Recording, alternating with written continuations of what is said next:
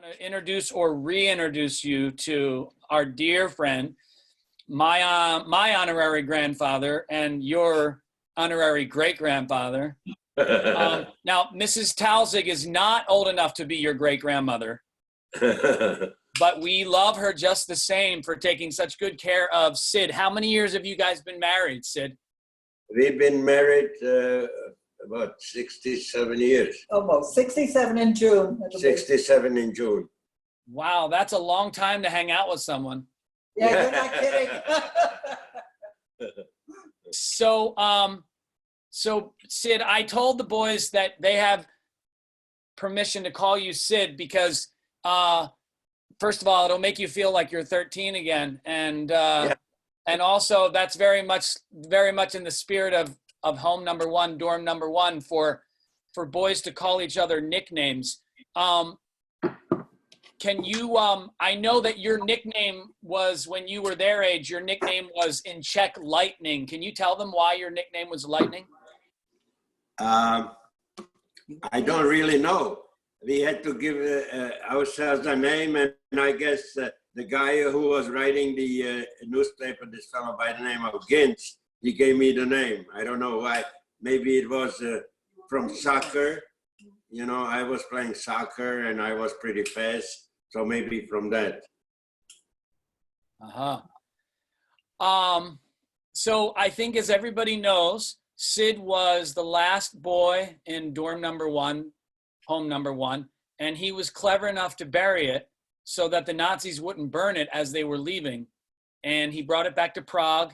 And then before coming to America, he left it with one of the other boys who survived. We know that you guys would meet every Friday night, and you had an anthem. And Jeremy is gonna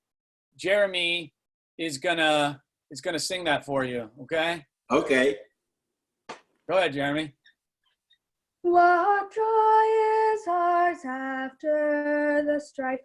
In number one, we've made our bid. Self-government has come to life.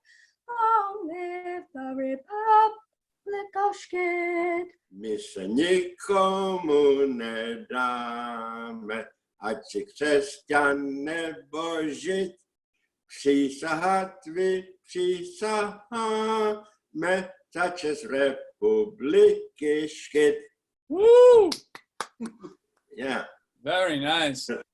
So, so I find it kind of amazing, Mr. Sid, that you remember every word of that. Well, you know, we sang it every Friday, so I sang it for 2.5 years, so I guess I remember it. Yeah.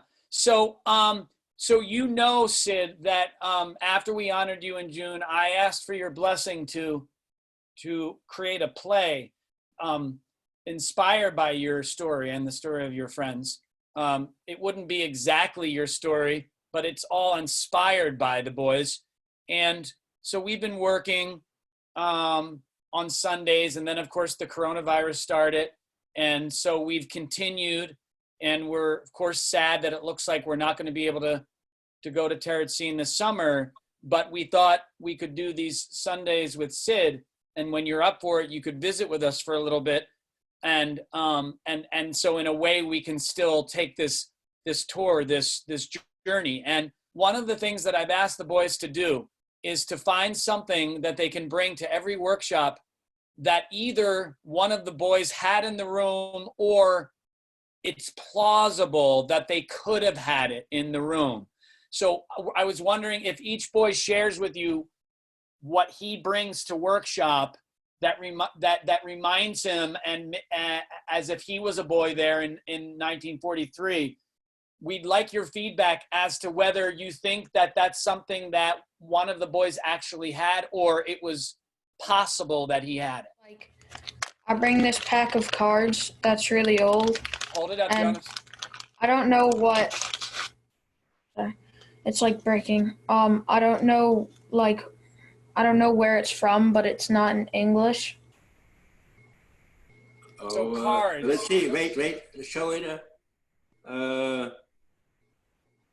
Yeah, deck of cards. Yeah, we would be playing cards also on the bunks. The play that we're creating, all the sounds are going to be created by the boys. So I want the play to mirror the creativeness that the boys showed. So, for instance, you know well, I'm sure you remember, what are your memories of the astronomical clock in the old Times Square? What are the memories? Yeah. Well, you know, every hour on the hour, there is a clock which has two windows. And in the windows, through the windows, all the apostles walk through, and the last person is Saint Peter. And at the end of the before the windows close, there a cock who is also on the wall starts to crow. Ah, so Andrew is our rooster. Andrew, go for it. That's about right. How it sounds. Very good. And then when the saints are moving through the windows, so the rules are, Mr. Taussig, that either the boys have to create the sounds with their voices, or they can create the sounds with objects, as long as they are objects that they could have had in Terezin. So Jeremy, if you remember, when the saints go around, there's like a bell that rings in little short sets of 3. So Jeremy, why don't you do that for us? Yeah. Yeah. Very good, very good. And then also there's a bugle that plays. Now the boys may or may not have had a bugle in Terezin, but did any of the boys have kazoos, or might they have had a kazoo, Mr. Taussig? Some guys had kazoo, but we didn't have bugles. We had, what did we have? No, we used to put paper over the comb and, buzz into that. Ah, a comb. So Jonas, right now, give us a little, that bugle that plays with the clock.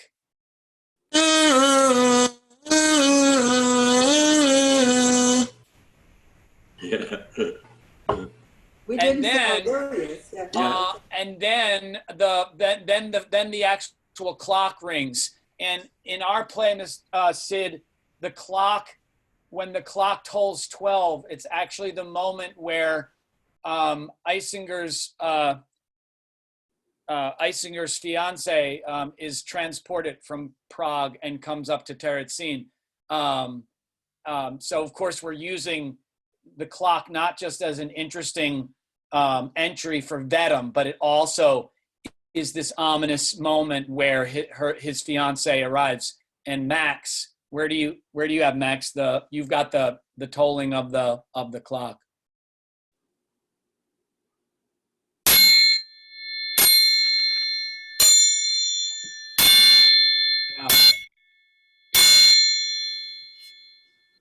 Yes, very nice. Very nice. And you'll be interested to know, Sid, that Max is one of our boys that is Jewish. And so there's a special layer of meaning for him on this project because he's 12 and he's getting ready to make his Bar Mitzvah.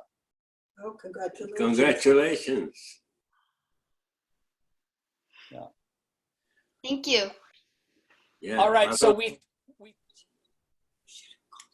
it's sad that we can't get together because of this virus. It's now this, we had, can you imagine if that would have happened during the time we were in Terezin, we would be all dead. Yeah. And there were times, right, where typhoid would break out? Yeah, there were typhoid broke out and a lot of people died.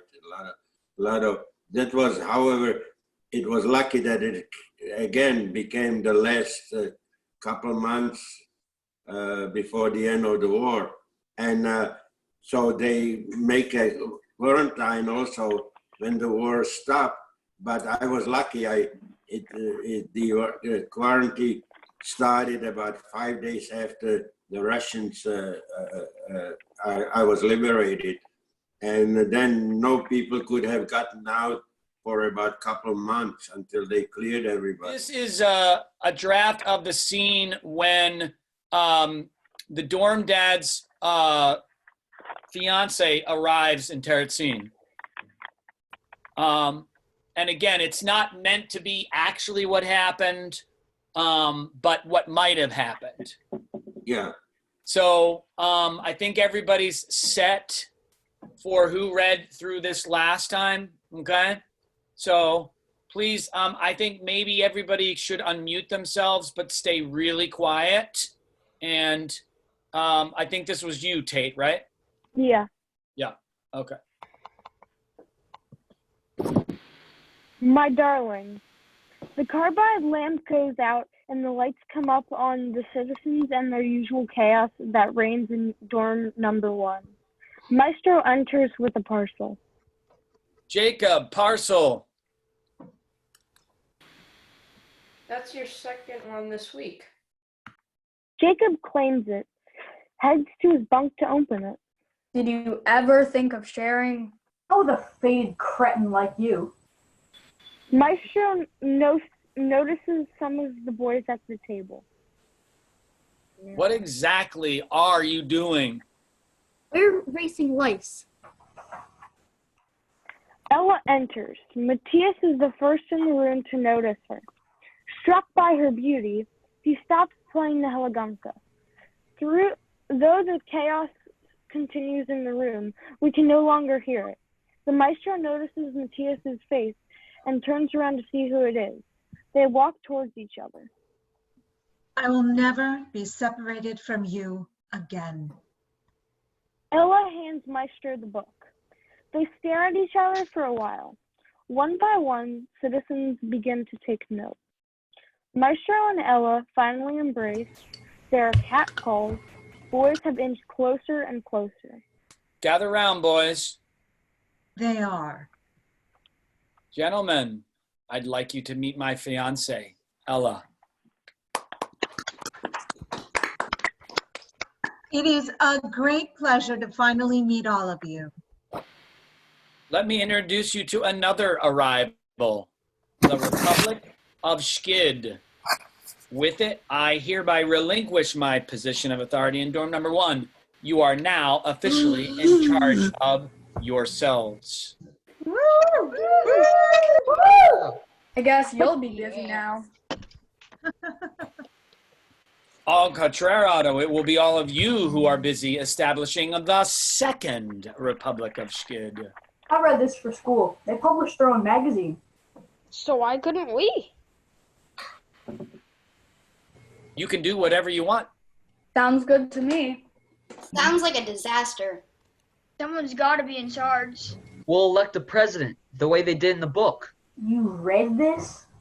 You think you're the only one who's read a book before? There's one problem. The Russian boys didn't have the SS to worry about. But they had to deal with those very large Russian dorm mothers. Much scarier. First thing, we need to draft a charter and bylaws. Jacob is mystified by Matthias's knowledge of the story. What are bylaws? Rules that everyone has to agree to and abide by. What if someone doesn't? You're all decided on the consequences. A constable will carry out the punishments. I want that job. You won't be able to break the rules if you're in charge of enforcing them. Forget it. All positions will be appointed by the president. So, for those interested in being the very first leader of the Second Republic of SHKID, the election will be held 2 weeks from today. Let the campaigning begin. Jacob and Matthias look at each other. Then the boys break out in campaign mode, advocating for themselves, putting together campaign teams. Carbide Lamp lights František, holding an edition of Vedem. He delivers his poem as Maestro and Ella embrace in a pool of light. Citizens set the stage for the next scene, catcalling as they do. My darling, you're finally here. I have not embraced you for almost a year. How I'd love to kiss you so, but you're all wrapped up from head to toe. 5 panties, 2 dresses, a cap and a hat. How could a chap get his arms around that? I'd like to wrap up our time, but I'd like to have a little bit of tradition that whenever you can meet with us, one of the boys gets to ask you a question. And then also, Mr. Sid, we want you to play, do you know Name That Tune? Do you remember the show Name That Tune? Yes. Yeah, so we have one of our musicians are going to play something from your past, and we want to see if you know what it is. Oh, if you remember. So first of all, let's see. Caleb has a question for you. Yeah. And the next time you join us, it'll be another boy. So let me put Caleb on the spotlight. Caleb, you want to ask your question? Yeah. So after you got out of the Terezin, how long did it take for life to feel like normal again? How long? Well, when I got off Terezin, I used to go before I got into there, and before the Germans came, I was going to the gymnasium, which is high school, and from high school you can go higher education to university, and that's over here you have high school 7 years, so we had 8 years of high school, and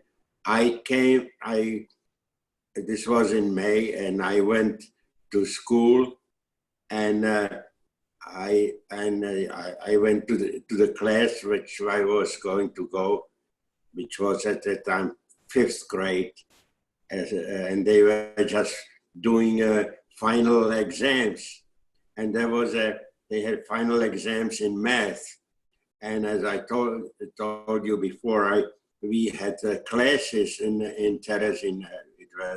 It were secret classes because we shouldn't have it.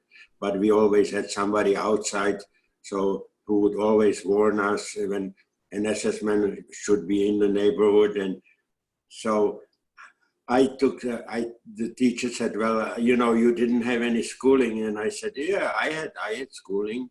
As a matter of fact, I already had differential equations, so I was way ahead of the kids, and they only had algebra. So I took the exams, and I was the first one who finished the test. And then when she was giving out the grades, she started to cry. She said, I was the only one who didn't have any errors on the test. And so that's how I started. However, I had some subjects also, which was Latin, and I didn't have Latin. That gave me really trouble in Latin. And then also they had German. Well, I knew German, so that didn't bother. But geography and history I had also. So the only thing really was Latin and Russian, which they started with Russian, and I hated the Russian, and so I didn't like Russian anyway.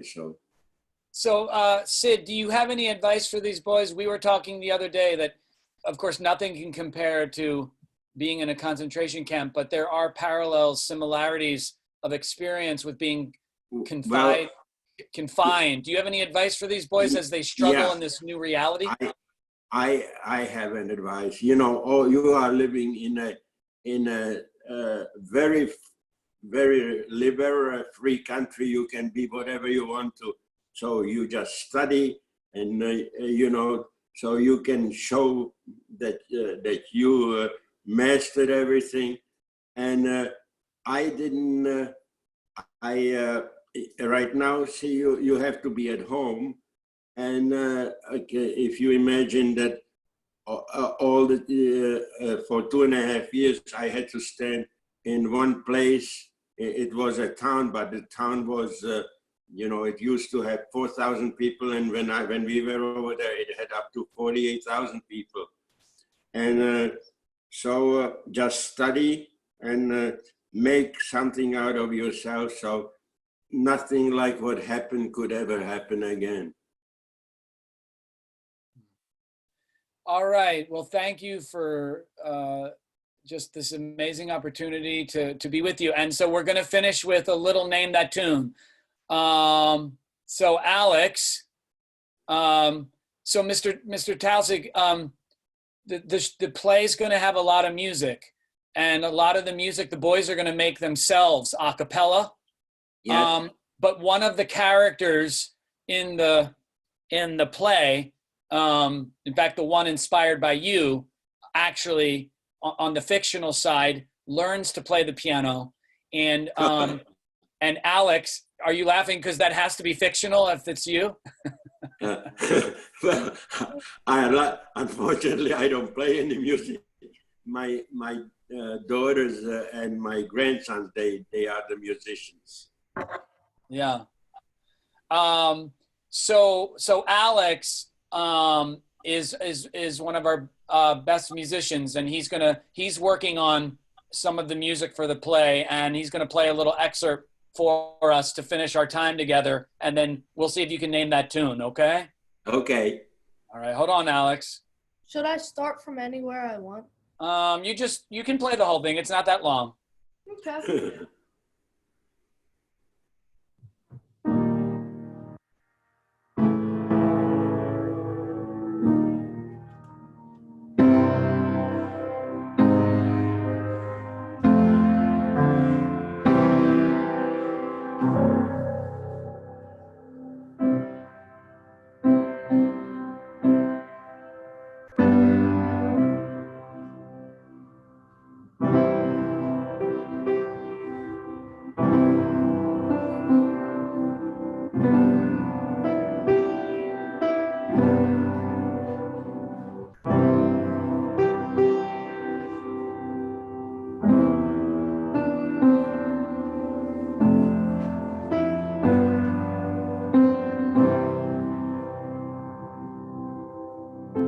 All right, Alex, thank you. That was awesome. Let's hear it for Alex. All right, now we know you're a sports guy, Sid, but can you name that tune? Yeah, Dvorak. Dvorak. Yeah. Going home. Going home. Yes. So all of the music for the play, the boys will create themselves, and it's mostly the music of Smetana and Dvorak. Yes. And so would all of the boys been familiar with those sounds? Well, yes. Most of the boys would be familiar with Dvorak and Smetana. And as a matter of fact, Smetana's Bartered Bride, the opera, was played in our school. And it was, it was played several times. We had a piano there, which was left there, and in the gym they did the performance, and Professor Eisinger, our leader, he used to be the circus master in that opera, and but it was played several times over there, and at one time I used to know the opera by heart. The words and the music, and but I forgot lately. I seen it in New York in the Metropolitan Opera played also, but it was sung in German. Well, the next Sunday you can join us. We will give you a little excerpt from the Bartered Bride, because in the play, the dorm dad Eisinger uses one of the choruses to wake the boys up about the sturdy polka, begin the polka. Yeah, yes. Yeah. All right, so can we, yes, Jonas is holding it up right now. So we thank you again for this first installment of Sundays with Sid. And Steve? yes, Marion. Could I just say just a few words? Oh my gosh, yes, you can say more than a few. Jump in. I just want to say, what is the name of the boy that did the piano piece? Alex. Alex, he did a marvelous job. I have never seen that played so beautifully. My father, that was his favorite song, so it really hit home for me. And tell him that he did it beautifully. Thank you. Right. You're very welcome. All right. So can we thank Sid and Marion for joining us? Maybe Thank you. with both digital and with applause. Thank you. Thank you. Thank you. We'll see you next time. Everybody Okay. wave. Yeah. Thank you. Everybody wave goodbye to Mr. Bye-bye. Taussig and Marion. Bye. And Bye.